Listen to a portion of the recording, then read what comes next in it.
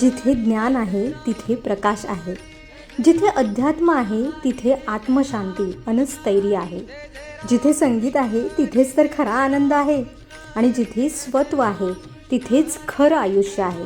आणि या सगळ्यांचं संगम म्हणजे ज्ञानकुंभ ज्ञानेश्वरी.